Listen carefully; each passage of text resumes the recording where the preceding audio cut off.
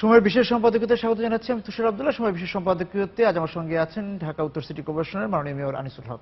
আপনাকে স্বাগত সম্পাদকীয়তে। জানতে চাই যে এই ঢাকার সঙ্গে আপনার পরিচয়টা কিভাবে হলো, ঢাকার সঙ্গে আপনার পরিচয় যদি শুরু করেন। ঢাকার সঙ্গে আমার পরিচয় অনেক বছরের তা না, কিন্তু আমি মফস্বলের ছেলে, লেখাপড়া করেছি মফস্বলে। ঢাকা ইউনিভার্সিটি নয়, চিটাগং ইউনিভার্সিটিতে আমার ফাইনাল ইয়ার করেছি। তারপরে আস্তে আস্তে আমার ঢাকায় আসা বোধহয় শুরু হয়েছিল, বাবা চাকরি করতেন সেই সূত্রে 80-র দশকে, কিন্তু 80-র পরে 82, 83, 84-তে এসে ঢাকাতে মোটামুটিভাবে সেটেল করেছি। তখন থেকে ঢাকাতে বেকারও ছিলাম, কাজও শুরু করেছি ঢাকাতে। তারপর তো জীবন প্রবাহ এগিয়েই চলেছে। ঢাকায় এসে ঢাকা আপনাকে মুগ্ধ করেছে কিভাবে? প্রথমে ঢাকায় আসলেন, ওই যে আপনি বললেন যে মফস্বল থেকে আসলেন, এসে মানে চমকে গেলেন নাকি মুগ্ধতা নাকি বিড়ম্বনা? অনেকদিন আগের কথা তো ওইভাবে মনে রাখা খুব মুশকিল, কিন্তু অনেক বছর চাকরির পিছনে ঘুরতে হয়েছে, 1-2 বছর, সেই জন্য ঢাকায় থাকতে হয়েছে। তারপরে যখন ঠিক করেছি যে জীবনের ভিন্ন পথে জীবন প্রবাহ হবে, তার মানে চাকরিটা পেয়েওছি ঢাকাতে, 1 বছর করার পর ছেড়েওছি ঢাকা থেকে, এবং ব্যবসায়িক জীবন শুরু হয়েছে ঢাকা তো এক ধরনের খুব মজার শহর। মানে একে আপনি যেভাবেই চান সেভাবেই বিশেষায়িত করতে পারেন। আমরা বলি যে ঢাকা খুবই কি বলা হয় যে পৃথিবীর সবচেয়ে খারাপ শহরগুলোর মধ্যে কম্পিটিশনে 2 নম্বর 3 নম্বর হবে। তার মানে এত নাকি খারাপ ঢাকা। তো এটাকে আবার আমি বিশ্বাস করতে চাই না অনেকগুলো কারণে। যে মুহূর্তে ঢাকাকে বিশেষায়িত করা হয় যে ঢাকা খুব খারাপ শহর, তখন দেখা হয় ঢাকার রাস্তাঘাট কেমন, ঢাকায় ট্রেন কেমন, জলবদ্ধতা কেমন, ঢাকার কি বলে পলিটিক্যাল অ্যাটমসফিয়ার, করাপশন, সবকিছু মিলে ঢাকাকে। কিন্তু এই ঢাকা যে আবার এই দেশটির অন্যতম প্রাণবিন্দু, এই ঢাকা যে আবার 30-35% জিডিপিতে কন্ট্রিবিউট করে, এই ঢাকা সমস্ত দেশের রাজনীতিকে এই ঢাকাই কিন্তু ঢাকা থেকেই নির্ধারিত হয় কি হবে। তেমনি ভাবে ঢাকা একটি ঐতিহ্যের শহর। ঢাকা এই এলাকায় কলম্বোর চেয়ে পুরনো শহর, কলকাতার চেয়ে পুরনো শহর। ঢাকা এই এলাকার সবচাইতে, এই এলাকার না, পৃথিবীর একটি অন্যতম জনবহুল শহর। আমি অনেকগুলো উদাহরণ দেই নর্মালি। যেমন আমি বলি যে সিঙ্গাপুরকে যদি একটি দেশ বা একটি শহর বলা হয়, সেই সিঙ্গাপুর 718 স্কোয়ার কিলোমিটার, লোক সংখ্যা 56 লক্ষও নয়। তাহলে কি দাঁড়ায়? প্রায় 12-13 হাজার লোক হয়তো পরে পার স্কোয়ার কিলোমিটার। আমি বলি যে পৃথিবীর অন্যতম একটি ভালো শহর হলো টোকিও। সেই শহর হলো 2188 স্কোয়ার কিলোমিটার, এবং লোক সংখ্যা ঢাকার মতো 1,12,00,000 মতো হবে। তাতে কি দাঁড়ায়? বোধহয় 4000-এর মতো দাঁড়ায় পার স্কোয়ার কিলোমিটার। ক্যানবেরাকে বলা হয় পৃথিবীর অন্যতম শ্রেষ্ঠ শহর, হাঁটলেই নাকি রাস্তায় ঘুম চলে আসে। 600 স্কোয়ার কিলোমিটারের উপরে, লোক সংখ্যা হলো মাত্র 3,56,000। পার স্কোয়ার কিলোমিটার আমার মনে আসে 439 জন পড়ে। মস্কো 2583 স্কোয়ার কিলোমিটার, ঢাকা উত্তর শুধু 83 স্কোয়ার কিলোমিটার, লোক সংখ্যা সমান। মস্কো তো 1,12,00,000, ঢাকায় আমরা বলি যে 1 কোটির আশেপাশে। তার মানে 1 কোটি লোক যদি হয়, প্রায় 83 স্কোয়ার কিলোমিটারে 1 কোটি, মানে 1,10,10,000-এর মতো কাছাকাছি লোক হবে। যদি 60 লক্ষ হয় তাও 50-60 হাজার লোক হবে। সেই ঢাকা শহর মানে কত কিছুতে ভরপুর। ঢাকা ঐতিহ্যে ভরপুর। ঢাকা 52-র আন্দোলন ঢাকা থেকে শুরু হয়েছিল, 69-এর আন্দোলন ঢাকা থেকে শুরু হয়েছিল, 71-এর মুক্তিযুদ্ধের ডাক এসছে ঢাকা থেকে, ঐতিহাসিক সোহরা উদ্যান থেকে। সুতরাং ঢাকা খুব ইন্টারেস্টিং শহর। এবং 80-র দশকে ঢাকা, আপনি যখন ঢাকায় আসলেন, সেই ঢাকা খুব কি মনে আছে? তবে আজকের মতো এত যানজট ছিল না। কোন এলাকাটা আপনি? আমরা ছিলাম ইস্কাটন এলাকায়, এখন দক্ষিণে পড়ে সেটা।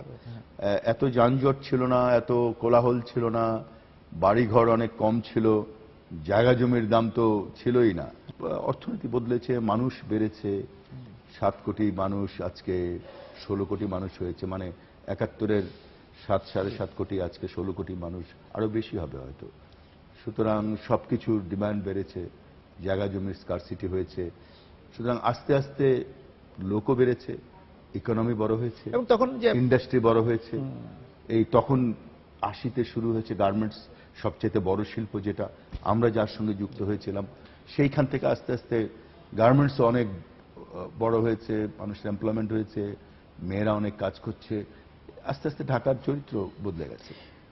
সৌন্দর্য সৌন্দর্য ছিল কি, তখন রাস্তায় হাঁটা যেত, এত ভিড় ছিল না, এত কোলাহল ছিল না, সবুজ ছিল, একটা এলাকা। সবুজ তো পিছনেই আমাদের রমনা উদ্যান, রমনা উদ্যান, সোহরাওয়ার্দী উদ্যান, সেখানেও আজকের মতো এত ভিড় ছিল না। ন্যাচারালি জায়গা যদি কম থাকে, যখন বলে যে শহরে এত যানজট, কিছু করেন না কেন, তা আমরা এখন বলি, হয়তো 2 বছর আগে এভাবে বলার মতো দৃষ্টিভঙ্গি তৈরি হয়নি, হতো। আর 2 বছর আগে এত নলেজও ছিল না ঢাকা নিয়ে, কারণ তখন ওই প্রয়োজনটা ছিল না।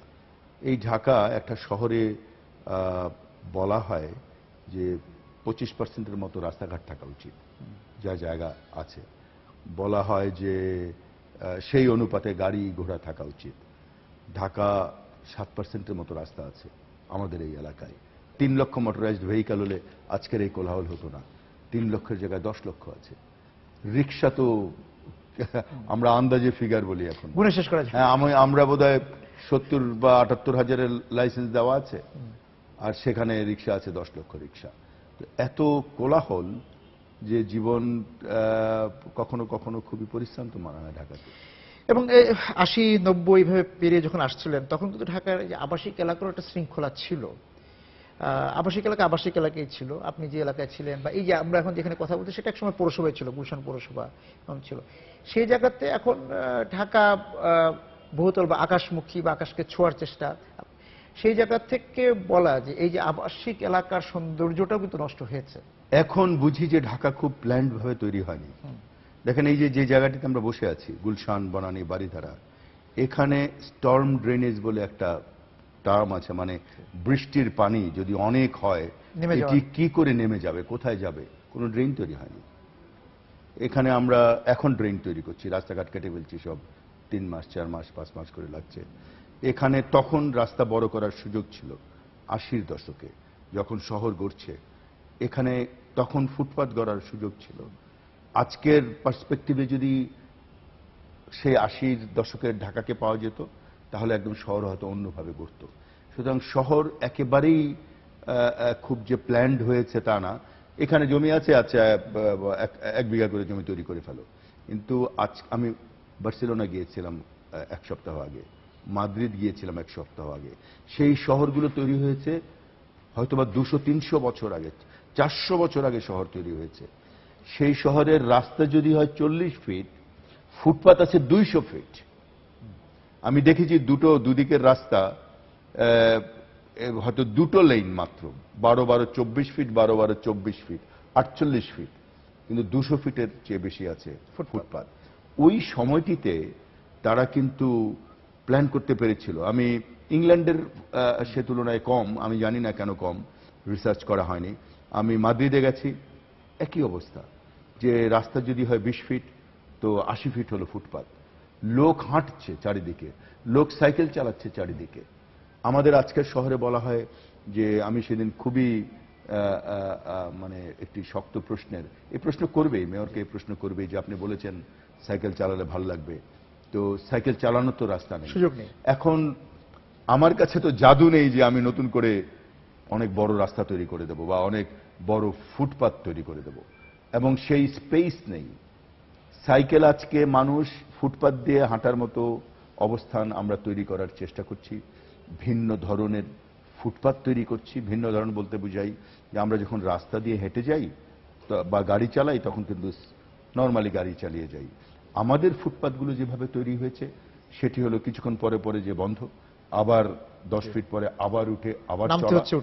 আর আমাদের ফুটপাতগুলো, বিদেশে ফুটপাত মনে করেন 6 ইঞ্চি 8 ইঞ্চি, আমাদের ফুটপাত হবে 18 ইঞ্চি।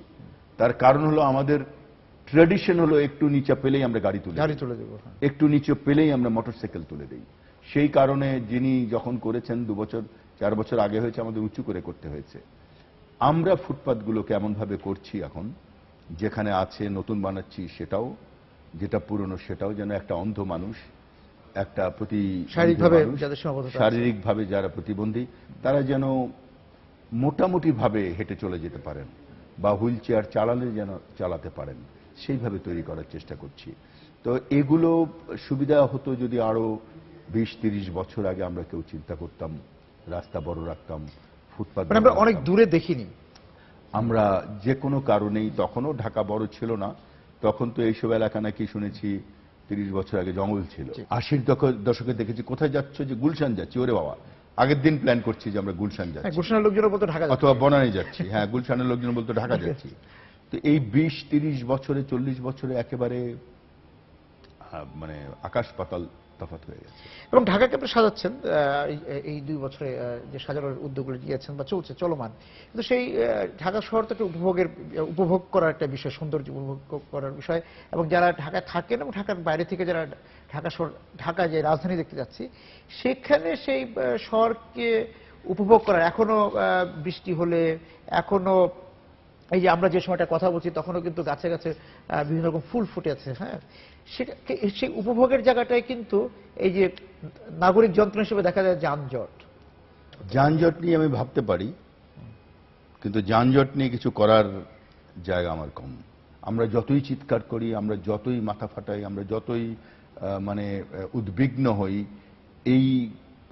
একে বদলানোর জন্যে কি করতে হবে সেটি কোনো ধন্বন্তরী মন্ত্র আমাদের কারো কাছে নেই।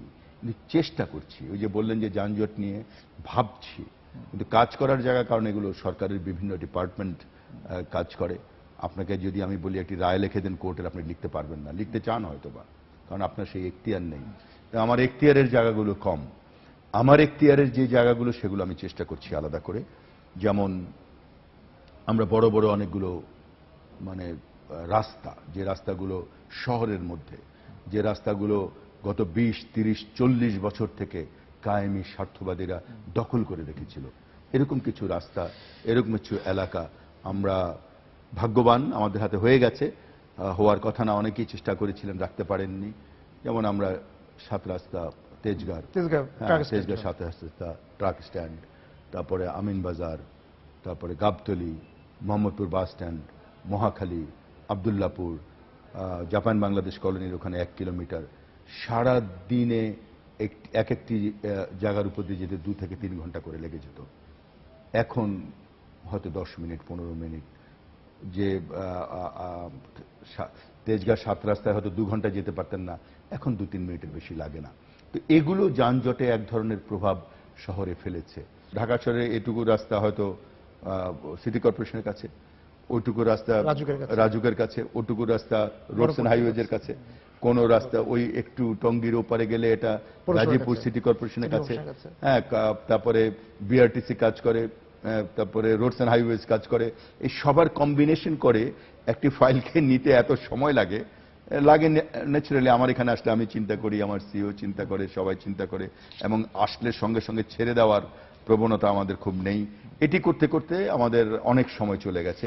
আমরা ইউ টার্ন করার কথা বলছি, সেটি যদি করতে পারি, আমরা টঙ্গী থেকে এখন 7 রাস্তা তেজগাঁ পর্যন্ত ইউ টার্ন করার পারমিশন পেয়েছি, আমাদের টেন্ডার হয়েছে। ইউ টার্ন মানে রাস্তাগুলো বড় করছি কোন জায়গায়। এবং এই 2 বছরে আসতে যে আনিস ভাই, যে আপনার কাছে কি নগর সরকারের যে একটা কথা আপনার অনেকদিন যাবতই চলছে, সেই যখন অখণ্ড ছিল তখন থেকেও চলছিল, আপনারা যখন নির্বাচনের প্রচারণা নামলেন তখন এই বিষয়গুলো ছিল, দায়িত্ব নেওয়ার সময় ছিল, এবং এখন 2 বছর পার করে এসে আপনার কি মনে হচ্ছে যে তার অনিবার্যতার কথাটা দেখছেন? আমি একটু আপনার কাছে শুনবো, আমি একটু বিরতিতে যাবো, বিরতি থেকে ফিরে এসে আমরা এই বিষয়ে আলোচনা করতে চাই।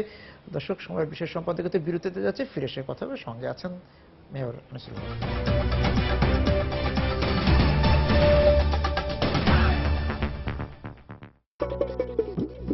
মকবুল জোর হাত শুরু করে দিন তার মগা মকবুল দোস্ত একটু হাত ধর পানি আন না। জোর হাতে কর দিন পাস মকবুল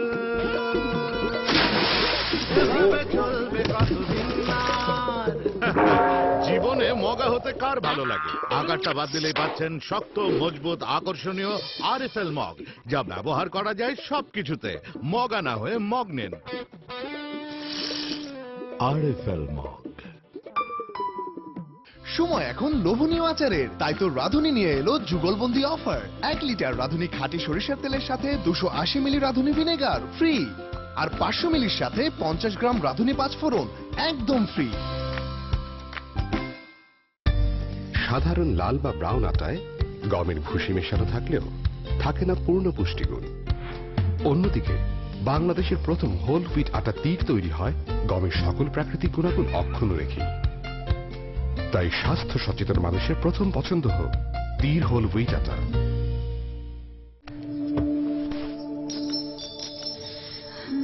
তখনও খুব ভোরে উঠতাম, স্বপ্ন ডানা মেলত বড় কিছু হওয়ার ভাবনায়।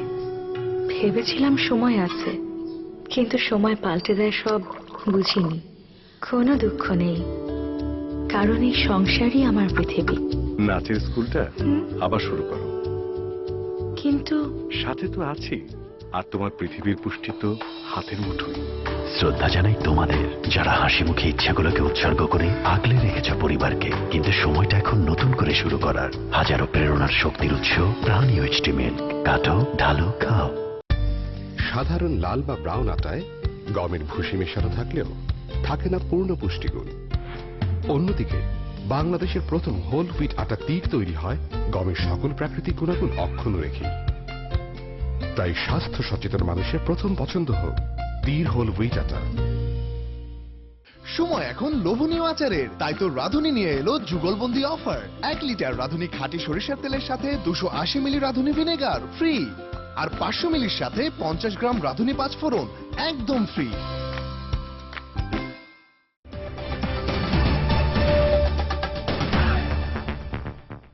বিরতির পর আবার ফিরে এলাম সময় বিশেষ সম্পাদকীয়তে। আনিস ভাই, আমরা ছিলাম বলছিলাম নগর সরকারের বিষয়ে, কিন্তু যানজটের বিষয়ে আপনার কথা একটু অসম্পূর্ণ রয়ে গেছে, শেষ করতে পারেননি। সেই জায়গা থেকে আপনি ছিলেন ইউটার্নে ছিলেন। যেটি বলছিলাম যে আমরা কিছু লুপ বলেছিলাম আগে, কিন্তু লুপ বললে লোক বোঝে যে অনেক উপরে দিয়ে হয় রাস্তা, সেই জন্য আমরা এগুলোকে ইউটার্ন বলছি। আমরা এরকম 21টি ইউটার্ন করার চেষ্টা করছি গাজীপুর থেকে তেজগাঁ 7 রাস্তা পর্যন্ত। 11টির পারমিশন আমরা পেয়েছি, আমাদের কাছে টাকা আছে, ব্যুরোক্রেটিক ফর্মালিটি সব শেষ হয়েছে। আমরা এখন কনস্ট্রাকশনের কাজ ধরবো, যেটা টঙ্গী থেকে 7 রাস্তা পর্যন্ত।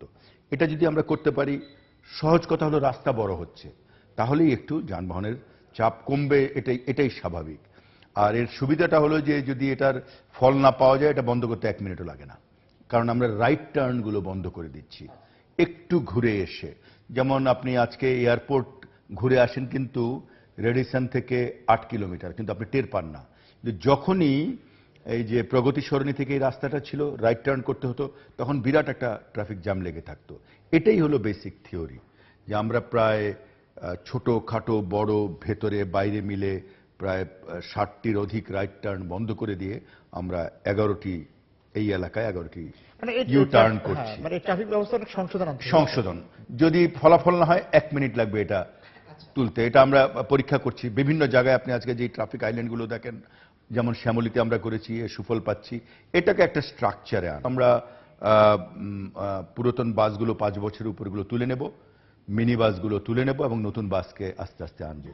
তার জন্য টার্মিনাল করতে হবে, তার জন্য ওয়ার্কশপ করতে হবে, তার জন্য একাডেমি করতে হবে, কারণ আমরা মনে করি যে আমাদের ভালো ড্রাইভার প্রয়োজন, এবং মেয়র হিসেবে আমি মনে করি এটা সম্ভব।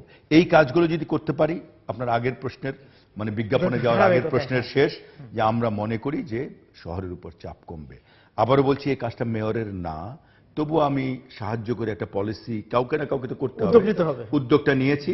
মাননীয় প্রধানমন্ত্রী যাকে বলবেন, আমাদের সম্মানিত মন্ত্রী মহোদয় ওবায়দুল কাদের যাকে বলবেন, এই কাজটি চাইলে মেয়রও করতে পারবে, সিটি কর্পোরেশন করতে পারবে, চাইলে আমরা অন্য কাউকে করতে পারবেন। এই জায়গাটিতে আমরা সংশোধন প্রক্রিয়া, এই যে ট্রাফিক পদ্ধতির যে বিষয়, যে আপনি নিজে সড়কে চলতে যে দেখেছেন যে আসলে যানজটের কারণগুলো কি, একজন মেয়র হিসেবে তো আপনারও দৃষ্টিভঙ্গির বিষয় আছে, আপনি দেখেন যে আসলে কি গাড়ির চাপের কারণে নাকি এই যে ট্রাফিক ব্যবস্থাপনা? আমরা যদি হাতিরঝিল থেকে গুলশান 1 নম্বর দিয়ে ঢুকতে চাই এবং দেখবেন যে যখন অফিস সময় তখন কিন্তু তার লেজটি চলে যাচ্ছে হচ্ছে তেজগাঁ শিল্প এলাকা পর্যন্ত।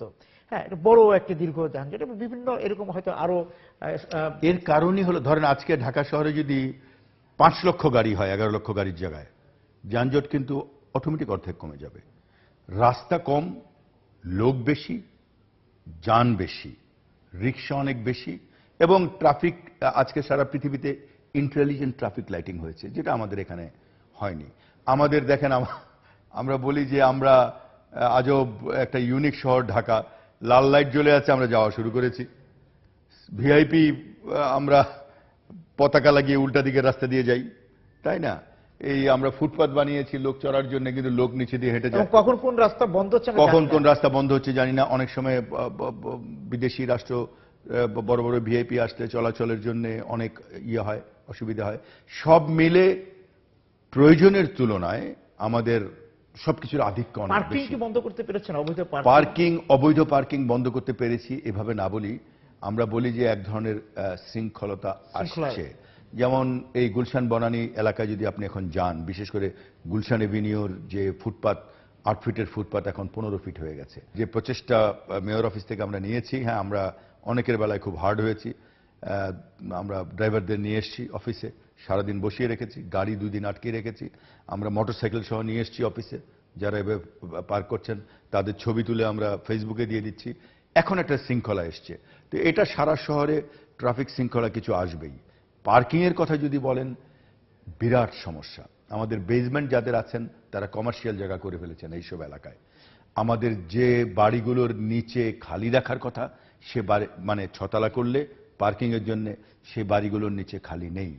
আমি রাজুকের মন্ত্রী মহোদয়ের সঙ্গে 1 মাস আগে ওনার মিনিস্ট্রিতে যে আমরা একটি কোঅর্ডিনেশন মিটিং করেছি বড় করে, এবং আমরা একটা ডিসিশন নিয়েছি যে রাজুক এবং ডিএনসিসি একসঙ্গে আমরা এই বেসমেন্টগুলোকে খালি করব। সেটা আমরা গুলশান বনানী শব্দগুলি বারবার বলছিলাম, 7 রাস্তা মোট কথা বলছিলাম, কিন্তু এর বাইরেও তো আপনার এলাকা আছে। এটা এই জন্য বলছি যে আমরা কোন একসঙ্গে সব এলাকায় কাজ করা সম্ভব নয়।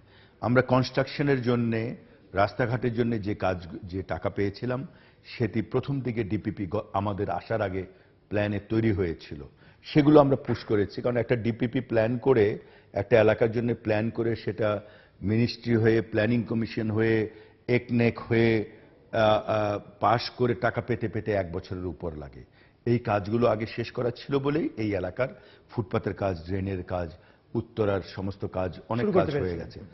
এখন আমরা কিন্তু মিরপুর, মোহাম্মদপুর, বাড্ডা, যেসব এলাকা বলেন, সেই কাজ শুরু হয়েছে। আরো কিছু নতুন এলাকাতে যুক্ত হবে। হ্যাঁ, কিরকম হয়েছে?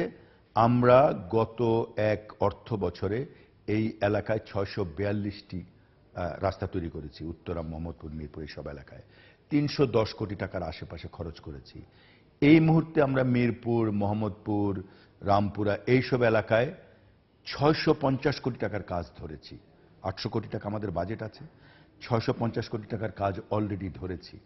আমরা এই এলাকায় যেখানে 642টি রাস্তা করেছি, নতুন প্রোগ্রামে নতুন এলাকায় আমরা 1306টি রাস্তা করব আগামী 1 বছর। এবং সেখানে একটু আমি জানতে চাই যে এই যে গুলশান এবং বনানীর বাইরের যে আপনার এলাকাগুলো, সেখানে কিন্তু সরু রাস্তা, সেই রাস্তাগুলো নিয়ে আচ্ছা, রাস্তাগুলো মানে রাস্তা তো আপনি বাড়ি ভেঙে বড় করতে পারবেন না। যে কাজটি আমরা করছি, নতুন রাস্তা বের করা না, সেটি হলো যে রাস্তা দখল করে আছেন গত 20-25 বছর থেকে। আমরা স্পষ্টভাবে বলেছি, আমার ইঞ্জিনিয়ারিং ডিপার্টমেন্টের প্রতি স্পষ্ট নির্দেশ আছে, যে কোনো ওয়ার্ডে রাজুক অথবা হাউজিং এর দেয়া যেই মাপ, তার বাইরে যদি দখল থাকে, এই দখল মুক্ত করে রাস্তা তৈরি করতে হবে। বাড়ি হয়ে গেলেও বাড়িও অনেক, আমরা শত শত ঘর ভেঙে ফেলেছি। যেই ওয়ার্ডে যেই কমিশনার আমাদেরকে পুরোপুরি রাস্তা খালি করে দিতে পারবেন না, বাড়ির মালিকরা পুরোপুরি রাস্তা খালি করে দেবে না, তাদের মাপ অনুযায়ী, হাউজিং এর মাপ অনুযায়ী, রাজুকের মাপ অনুযায়ী আমরা কাজ করব না। আর একবার যদি আমরা ফিরে আসি, কোনো ইঞ্জিনিয়ারের আজকে সাহস নেই যে 1 ফিট রাস্তা কম্প্রোমাইজ করে কাজ করবে। আর আমরা যদি একবার উজ্জ্ব করে আসি, ওই এলাকাতেই আমরা কাজ করব না। মিরপুরে, মোহাম্মদপুরে যেসব আমাদের বিহারি এলাকা বলি, একটি রাস্তায় 4টি বাড়ি আমরা এখনো সমাতে পারিনি, রাস্তার কাজ বন্ধ করে দিয়েছি। আমরা বলেছি বাড়ি সরবে, কারণ আইন মতো আমরা পাই, কোর্টের আইন মতো আমরা পাই। শুধু ইমোশনালি আপনি আটকে রাখবেন, এটা হবে না। দেখেন, নগর সরকার আছে পৃথিবীতে সব দেশের, অনেক দেশেই যারা নগর সরকার আছে 100% নগর সরকার সেভাবে আছে বলে মনে করি না। নগর সরকার মানে কি? আমার কাছে পুলিশ থাকবে, আমার কাছে রাজুক থাকবে, আমার কাছে ওয়াসা থাকবে, সমস্ত ডিপার্টমেন্টগুলো মানে সিটি কর্পোরেশনের কাছে থাকবে। আমাদের রাষ্ট্রীয় অবস্থা সেভাবে তৈরি নয়। আমরা যদি 100 পুলিশ পাই, আমরা ওই ক্রাইম অথবা পুলিশের যে কাজ ওর মধ্যে ঢুকবো না, কিন্তু শহর কিন্তু অন্য চেহারা হয়ে যাবে একেবারে 15 দিনের মধ্যে। কি করবেন? সে ধরেন আজকে আমি একটি রাস্তা দখল করে রেখেছি, হকারদের উচ্ছেদের কথা বলছি না, শৃঙ্খলিত করার কথা বলছি। আজকে যদি পুলিশের সাহায্য নিয়ে উচ্ছেদ করা হয়, কালকে সকালে আবার বসছে কারো না কারো ছায়ায়, কেউ না কেউ তাকে সাহস দিচ্ছেন। হ্যাঁ, সুতরাং এবং কেউ না চাঁদাবাজিও এর মধ্যে হচ্ছে। তো আমার কাছে যদি 100 পুলিশ থাকে, ওখানে সে আর বসতে পারবে না, কারণ পরের দিন সকালে আমার সেই পুলিশ আবার যাবে, তারপরের দিন বিকেলেই আমার সেই পুলিশ আবার যাবে, তাই তো? আর এখন আমাকে কি করতে হয়? পুলিশের কাছে রিকুইজিশন দিতে হয়। পুলিশেরও নিজস্ব একটা চাহিদা আছে, তার মধ্যে থেকেও তারা সর্বদা আমাদের সাহায্য করে যাচ্ছেন, কিন্তু আজকে চাইলে হয়তো একদিন পরে পাচ্ছি বা 4 দিন পরে পাচ্ছি। নিজস্ব যদি যেখানে রেলওয়ে পুলিশ থাকতে পারে, যেখানে ইন্ডাস্ট্রিয়াল পুলিশ থাকতে পারে, সেখানে এত বড় একটা শহরের জন্য 100 পুলিশ আমার মনে হয় দেয়া সম্ভব। তো মার কাছে চাইতে হয়, আমরাও সরকারের কাছে চাইছি যে পুলিশ যেন দেয়া হয় 100 পুলিশ আমাদের তত্ত্বাবধানে। আমরা পুলিশের ক্রাইম ইত্যাদিতে ঢুকবো না, শহরে আমাদের যেটুকু পরিমাপ সেই সীমিত এলাকায়। এই যে নগর সরকার, আমি শুনেছি হানিফ সাহেবের সময় কথা বলা হয়েছিল, রাষ্ট্রীয় বা রাষ্ট্রীয় মানে যেভাবে চলে আমাদের রাষ্ট্র, বিশেষ করে আমাদের রাজনৈতিক অবস্থানও যেভাবে সামনের দিকে এসে, এটা একটু আমার মনে হয় এখনো প্রিম্যাচিওর। এটা অনেক সুবিধা হয় পৃথিবীর সাথে সমন্বয়টা কিরকম হচ্ছে, সমন্বয়টা এটা অনেক প্রিম্যাচিওর। একটা সময় আসবে যখন হয়তো সরকার মানে কেন্দ্রীয় সরকার নিজেই বলবে যে না, এখন এরা তৈরি নগর সরকারের জন্য। আমার এই মুহূর্তে এটাকে একটা এখনো অলিক স্বপ্ন মনে হয়। তবে কোঅর্ডিনেশনগুলো যদি আমরা আরো বাড়াতে পারি, আমরা যেমন আগে কোঅর্ডিনেশন মিটিং করলে এর জন্য এটা বাধ্যবাধকতা ছিল না, সরাসরি যাদের সঙ্গে মিটিং করা প্রয়োজন সেটি হলো রাজুকের সঙ্গে বেশি, ওয়াসার সঙ্গে, রাজুকের সঙ্গে এবং অন্য পুলিশের সঙ্গে। এগুলো আমরা রেগুলার যেখানে দরকার করছি। সেজন্যই কিন্তু আজকে এই দেখেন মরিয়ম টাওয়ার, গত 25 বছর থেকে মরিয়ম টাওয়ারের পেছনের ওই রাস্তাটি দখল করা ছিল, তাই না? আমাদের একটা কোঅর্ডিনেশন মিটিং এর ফলে সম্মানিত এলজিআরডি মন্ত্রী বলেছেন এখন একটা নেগোসিয়েশন করা প্রয়োজন, মেয়রকে দায়িত্ব দাও। আমরা 1 মাসের মধ্যে করে ফেলেছি। মরিয়ম টাওয়ারের পেছন দিকে হাতির ঝিলে লেকের দিকে, সেখানেও এক ধরনের 300 ফিটের মতো রাস্তা মানে আটকে দেওয়া আছে। সুতরাং সেইখানেও আমাকে রাজুকের আব্দুর রহমান সাহেব অনেক কয়েকবার রিকোয়েস্ট করেছেন, মাননীয় মন্ত্রী মহোদয় বলেছেন যে এটাকে যদি আমরা করতে পারি তাহলে আমরা অনেক বড় একটা কাজ হবে, একটা প্যারালাল গুলশান এভিনিউ খুলে যাবে।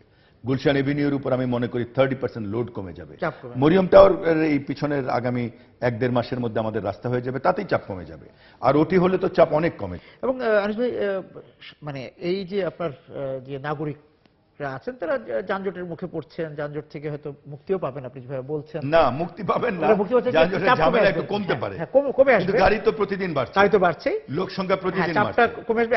এখন তার যে 2 থেকে 4 ঘন্টা হয়তো বসে থাকতে হয় সেটা হয়তো কমে আসবে, কিন্তু এই তার যে মানে বিনোদনের জায়গা, সাংস্কৃতিক যে আবহ, সেটা কিভাবে আপনি? ঢাকা শহরে এটা খুব আমাদের অনেক, দেখেন ঢাকা শহরে কোনো একটা ভালো নাটকের জায়গা নাই, কোনো একটা জায়গা নাই যেখানে নতুন নতুন যারা পেইন্ট মানে যারা নতুন শিল্পী আসছে তারা তাদের সমস্ত কি বলে ইয়াং শিল্পীরা তাদের পেইন্ট সারা সবসময় প্রদর্শন করবে, সেরকম কোনো জায়গা নেই। স্কুলের ছেলেপেলেরা কোথাও প্রত্যেকদিন সন্ধ্যায় বসে একটা ডিবেট করবে, অথবা ইউনিভার্সিটির ছেলেপেলেরা এসে ডিবেট করবে, সেরকম কোনো মঞ্চ নেই, সেরকম কোনো জায়গা নেই। পরিবার কোথাও বসবে এসে, সেরকম কোনো জায়গা নেই। এবং ঢাকা শহরে আসলে জায়গা নেই। আমি এই যে ময়লা ফেলার জন্য 50টির মতো এক ধরনের মানে ওয়্যারহাউস তৈরি করেছি, যেটাকে আমরা STS বলি, সেকেন্ডারি ট্রান্সফার স্টেশন। রাস্তার উপরে অনেক বড় বড় ময়লার বাগার পড়ে থাকতো, 10 টন 20 টন উঁচু, 10 ফিট উঁচু, সেটি চলে গেছে এখন গত 1 বছরে। কিন্তু গুলশানে আমি 2.5 কাঠা জায়গা এখনো বের করতে পারিনি এবং এই এসটিএস আমি তৈরি করতে পারিনি। হ্যাঁ, এটা এই জন্য বলছে জায়গা নেই। তবে আমাদের এখন আমরা একটা কিন্তু মোটামুটি এক ধরনের set, mental set, planning set হয়েছে যে আমরা 2018-র পরে আমার কাছে রাস্তাঘাট তৈরি করার মতো খুব বেশি রাস্তাঘাট থাকবে না। এখন আমরা পার্কের দিকে নজর দিয়েছি এবং পাবলিক স্পেসের দিকে নজর দিয়েছি। বনানী যে বাজারটা আছে সেখানে একটা বড় জায়গা ছিল, সেখানে আমরা একটা বসার মানে সাধারণ মানুষ যাওয়ার মতো জায়গা করছি। বনানীর বাজারের যেই বিল্ডিংটি আছে আমাদের কমিউনিটি সেন্টারের মতো, সেটাকে আমরা এই ধরনের একটা ছোট কমিউনিটি সেন্টারে তৈরি করব। গুলশান 2 মার্কেটটাকে আমরা মাঝখানে জায়গাটাকে এমনভাবে করার চেষ্টা করছি আপনি আপনার স্ত্রীকে নিয়ে বসবেন। আমরা কবরস্থানগুলোর আশেপাশে একটু জায়গা আছে যেখানে, যেমন বনানীর এখানে আছে, সেখানে আমরা এমনভাবে করার চেষ্টা করছি যে সাধারণ মানুষ যাবে। এরকম পাবলিক স্পেস আমরা অনেক খুঁজছি যেখানে আমরা মানে 1 কাঠা জায়গাও পাবো, সেই জায়গাটিতে আমরা হয়তো শিশুদের জন্য একটু হাঁটার জায়গা বা বাচ্চাদের খেলার জায়গা, হ্যাঁ, অথবা কিছু কিছু পাঠাগারের চিন্তা আমরা করেছি, অথবা স্বামী স্ত্রী অথবা একজন পরিবার তারা বসবেন, এরকম জায়গা করার জন্য আমরা পাগলের মতো হচ্ছে। উত্তরা থেকে কাউকে ভালো নাটক দেখতে হলে এখন শিল্পকলা একাডেমিতে যেতে হচ্ছে।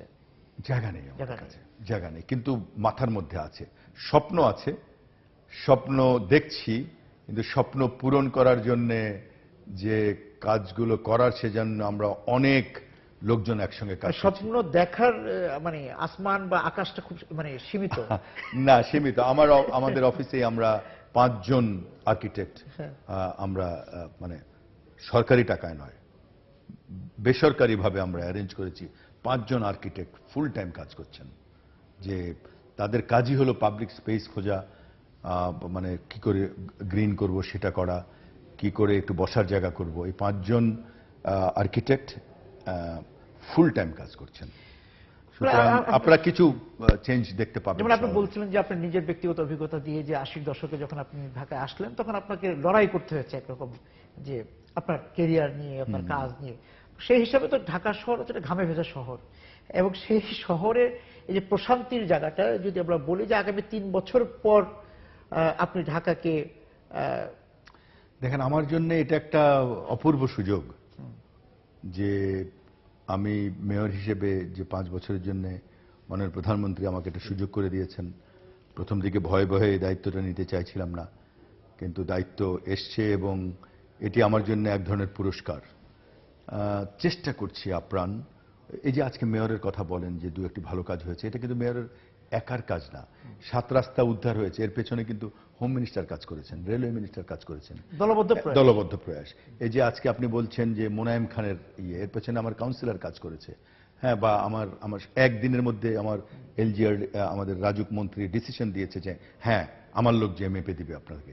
কোর্ট আমাকে সাহায্য করেছে। আপনি যদি আজকে বলেন যে কোনো কাজে, এলাকার এমপি, হ্যাঁ, আমার আমিনবাজার যে ক্লিয়ার হয়েছে, যেখানে ঘন্টার পর ঘন্টা শাহজাহান সাহেব কাজ করেছেন, মন্ত্রী মহোদয় আসলাম সাহেব কাজ করেছেন, সবাই রেলওয়ে মন্ত্রী গেছেন, কি বলে আমার হোম মিনিস্টার কাজ করেছেন, সবাই। এটা একটা দলবদ্ধ প্রয়াস, এবং এই প্রয়াসের পেছনে একেবারে স্পষ্ট যার নিদর্শন যে কোনো ইনফ্লুয়েন্স হবে না, সেটি হলো মাননীয় প্রধানমন্ত্রীর মানে সাহস এবং খুবই স্পষ্ট ডিরেকশন। হ্যাঁ, কোনো ইন্টারফারেন্স নাই।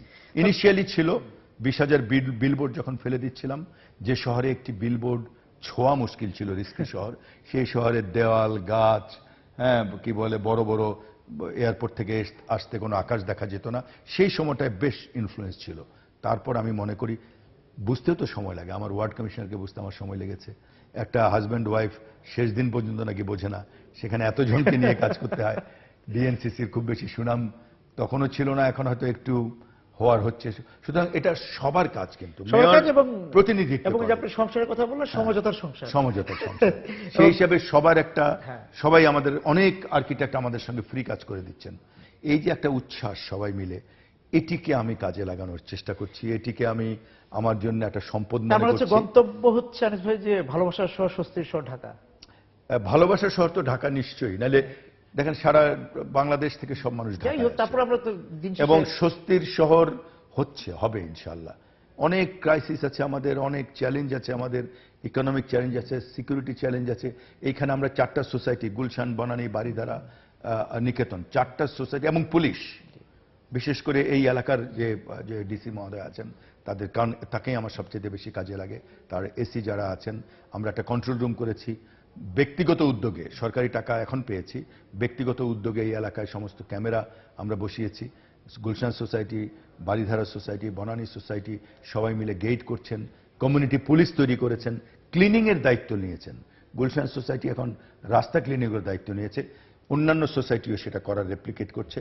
আমরা যখন এটা হবে, এখন আমার কনস্ট্রাকশনের কাজ চলছে মোহাম্মদপুর, মিরপুর, উত্তরা এইসব এলাকায়, এটাকে আমরা রেপ্লিকেট করব সব এলাকায়। সেই জায়গা থেকে সুতরাং একটা নতুন ঢাকা ইনশাআল্লাহ স্বস্তির আপনারা শহরের দেখবেন। দিকে যাচ্ছে। আপনার গন্তব্যের সঙ্গে নিশ্চয়ই আমরা থাকবো, দেখবো যে আপনার গন্তব্য কতটুকু। আপনি যেটা বলছিলেন যে প্রথম দিকে হয়তো 2-1টি স্পিড ব্রেকার ছিল, এখন কমে গেছে আমার উপরে। আমি নিশ্চয়ই একদম ক্লিয়ারলি বলছি যে অনেক স্বাধীনতা নিয়ে আমি এবং আমার দল, সেই দল মানে হলো আমার ওয়ার্ড কমিশনার্স, যাদেরকে প্রথমে বুঝতে সময় লেগেছিল, এখন আমি তাদের বুঝি, তারা আমাকে বোঝে। আমার স্টাফরা ডিএনসিসির, তাদের বুঝতে সময় লেগেছিল, তারাও বোঝার চেষ্টা করেছে যে মেয়রকে কতটুকু পর্যন্ত হেলানো যাবে। কমিশনাররাও চিন্তা করেছেন মেয়র কতটুকু পর্যন্ত যাবেন। এই জায়গাটিতে একটা স্বস্তির জায়গা তৈরি হয়েছে, একটা ফ্যামিলি এনভায়রনমেন্ট আমাদের তৈরি হয়েছে সবাই আপনার মিলে। সেই মসৃণ গন্তব্য এবং সুন্দর স্বস্তির শহরের অপেক্ষা আমরা থাকলাম। দর্শক, যারা ছিলেন আজকে বিশেষ সম্পাদকীয় সঙ্গে এই আলোচনায়, আপনাদেরকে ধন্যবাদ জানিয়ে শেষ করছি আজকের সম্পাদকীয়। দেখা হবে আগামী দিন। শুভরাত্রি।